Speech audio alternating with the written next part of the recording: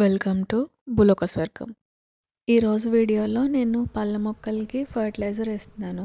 అయితే ఇదేంటంటే ఒకసారి చేసుకుంటే ఒక సంవత్సరం అంతా కూడా వాడుకోవచ్చు. చాలా ఈజీగా చేసుకోవచ్చు. అయితే ఇది ఎలా చేయాలో చూసే ముందు ఇప్పటివరకు మన ఛానల్కి సబ్స్క్రైబ్ చేసుకోకపోతే తప్పకుండా సబ్స్క్రైబ్ చేసుకోండి. అలానే పక్కనే ఉన్న బెల్ ఐకాన్ని ప్రెస్ చేస్తే నేను వీడియోస్ పెట్టిన వెంటనే మీకు తెలుస్తాయి. ఇప్పుడు చెప్పబోయే ఫర్టిలైజర్ ఏంటంటే లిక్విడ్ ఫర్టిలైజర్ కాదు. ఇది మన సొంత ఫర్టిలైజర్ అనమాట. మనం సొంతంగా కనిపెట్టాము. ఇది ఆల్రెడీ నేను చేశాను. కాకపోతే ఇది కొంచెం డిఫరెంట్ అనమాట. ఏంటంటే నేను అంతకుముందు ఎలా చేశానంటే అరటిపళ్ళు ఉంటాయి కదా, అరటిపళ్ళను తీసుకున్నాను. బాగా ముగ్గుపోయిన అరటిపళ్ళను తీసుకుని వాటిని బాగా పేస్ట్ చేసేసి, తొక్కలతోనే పేస్ట్ చేసేసి నేను మట్టిలో కలిపేసి దాన్ని ఎండబెట్టేసాను అనమాట. బాగా ఎండిపోయాక ఒక దాంట్లో పెట్టేసుకుని మనకు కావాల్సినప్పుడు మొక్కలకి వేసుకోవచ్చు. అది నేను వీడియో కూడా చేసి పెట్టాను. అదే ప్రాసెస్, ఆ వీడియోలో కూడా ఆ ప్రాసెస్సే ఉంటుంది. కాకపోతే ఇప్పుడు మీరు చూసేది కొంచెం డిఫరెంట్ అనమాట. ఏంటంటే నేను చేయడం వీడియో చేయలేదు, కానీ నేను ప్రాసెస్ ఏం చేశానో చెప్తాను. అలానే అరటిపళ్ళను పేస్ట్ చేసేసి ఈసారి మట్టిలో కలిపే బదులు వర్మీ కంపోస్ట్ తీసుకున్నాను.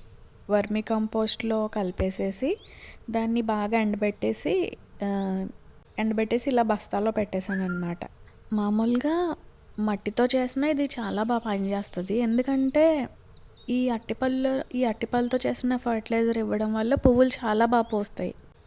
అది మీకు కూడా తెలుసు కదా, చాలామందికి చాలా విధాలుగా చేసుకోవచ్చు. ఈ అరటిపళ్ళని బెల్లం కలిపి కొన్ని రోజులు ఊరబెట్టి అది యూజ్ చేయొచ్చు. కాకపోతే ఇదైతే మనం చాలా ఈజీగా చేసుకోవచ్చు కదా అని నేను ఇలా చేశాను అనమాట. అంత శ్రమ ఉండదు.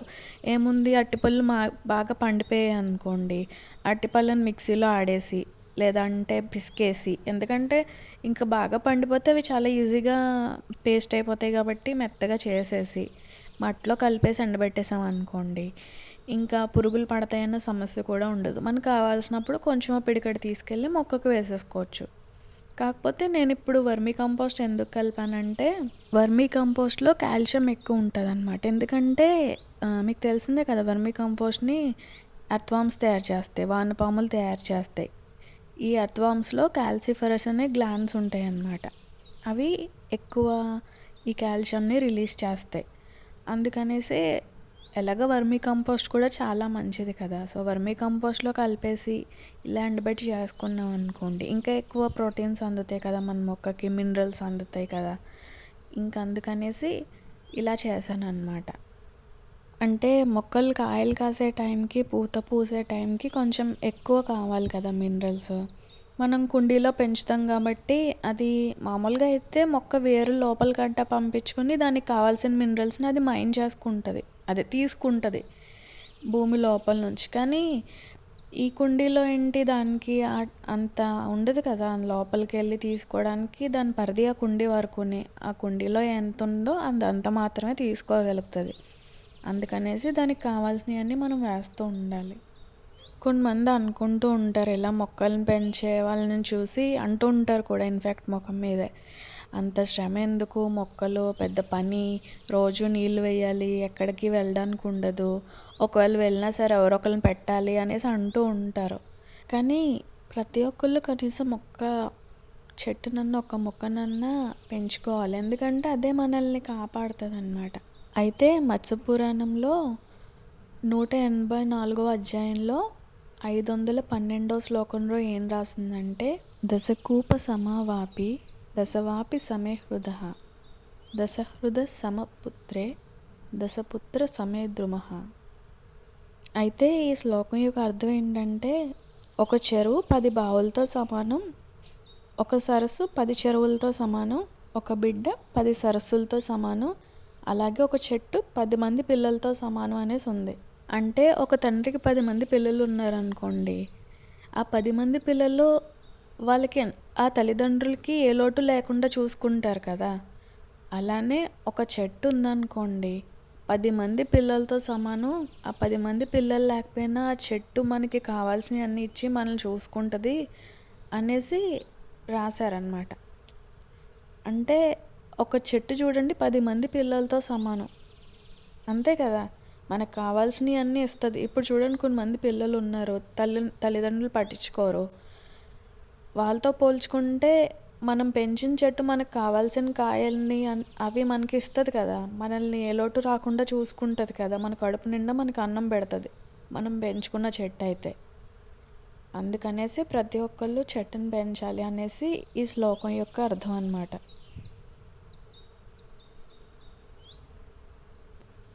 అయితే నేను గార్డెన్లో ఉన్న అన్ని మొక్కలకి ఇవ్వట్లేదు, అంటే సరిపడా లేదన్నమాట. అట్టిపళ్ళు దొరికినప్పుడు ఇలా, ఎక్కువ అట్టిపళ్ళు దొరికినప్పుడు ఇలా చేసి పెట్టేస్తాను. అవి అయిపోయాయి అనుకోండి మళ్ళీ చేసుకోవడం, మళ్ళీ మనకు అట్టిపళ్ళు దొరికినప్పుడు. ఈ నల్ల జాంకాయ మొక్కకు కూడా వేస్తున్నాను, ఎందుకంటే ఈ జాంకాయ మొక్క ఇప్పటివరకు ఒక కాయ కూడా కాయలేదు. అన్ని కాయలు కాసాయి కానీ ఇదొకటి, అవకాడో ఒకటి కాయలేదు. అందుకని ఈ రెండిట్లకి మాత్రం ఫస్టే వేసేసాను. ఈ జాంకాయ మొక్క చూడడానికి మన నార్మల్ జాంకాయ మొక్కలానే ఉంటాయి, ఆకులు కాండం అన్నీ. కాకపోతే కాయలు కలర్ మాత్రం రెడ్ కలర్లో వస్తాయి. పూత వచ్చి రాలిపోయిందనమాట. పూత కూడా కొంచెం పింక్ కలర్ షేడ్లో వస్తుంది. జాంకాయ పువ్వులు వైట్ కలర్లో వస్తాయి కదా, దీని పువ్వులు పింక్ షేడ్లో వస్తున్నాయి. చూడాలి ఈసారి మళ్ళీ పూత వచ్చి నిలబడాలి. ఈ మొక్కకు కూడా ఇస్తున్నాను. దీనికైతే ఎప్పుడు చెట్టు నిండా కాయలు ఉంటాయి. కాయలు అయిపోయే టైంకి మళ్ళీ పూత వచ్చేసి కాయలు కాసేస్తూ ఉంటాయి. పాపం దీని చెట్టు నిండా, చిన్న చెట్టు అయినా సరే చెట్టు నిండా కాయలు ఉంటాయి. ఇది బత్తాకాయ చెట్టు అనమాట. దీనికైతే ఎన్ని కాయలు కాసాయో, ఇంకా లాస్ట్కి వచ్చేసాయి అనుకోండి. ఇంకా ఈ కాయ చూసారు కదా ఎంత ఉంది, కానీ దీనికన్నా ముందు కాయలు ఇంకా పెద్ద పెద్ద కాయలు కాసాయి. చూసి దెబ్బకాయలు ఉంటాయి కదా, అవా అనుకునేవారు చాలామంది. కుండీలో అయినా సరే అంత పెద్ద పెద్దవి కాసాయి.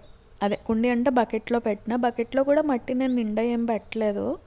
అయినా సరే చూడండి, మనం మొక్కలకి కావాల్సిన పోషకాలు ఇచ్చామనుకోండి, అవి కుండీలో అయినా సరే నేల మీద కన్నా బాగా కాస్తాయి. అయితే మీరు కూడా ఇది ట్రై చేయండి. ఏముంది, పెద్ద కష్టమేం కాదు కదా. మన ఇంట్లో ఎప్పుడన్నా అరటిపళ్ళు ఇలా ఉండిపోయాయి అనుకోండి, బాగా మాగిపోయి, వాటిని ఇలా పేస్ట్ చేసేసుకొని మట్టిలో కానీ వర్మీ కంపోస్ట్లో కానీ కలిపేసుకోండి. మరీ కాదంటే ఈ పశువుల ఎరువులు ఉంటాయి కదా, బాగా ఎండిపోయినవి, వాటిలో కలిపేసుకుని మళ్ళీ ఎండబెట్టేసుకోండి. పశువుల ఎరువు కూడా చాలా మంచిదే. పైగా ఈ అరటిపళ్ళను కూడా వేసి కలిపేసుకుని పెట్టుకున్నారనుకో, పువ్వులు చాలా బాగా వస్తాయి. ఇది నేను ట్రై చేయలేదు, ట్రై చేయాలి ఈసారి. పశువుల ఎరువులో కలిపి అయితే ఇప్పటి వరకు నేను చేయలేదు. మామూలుగా మట్టిలో కలిపాను, వర్మీ కంపోస్ట్లో కూడా కలిపాను, కానీ ఈసారి ట్రై చేయాలి. అది కూడా పచ్చిది తీసుకోకండి.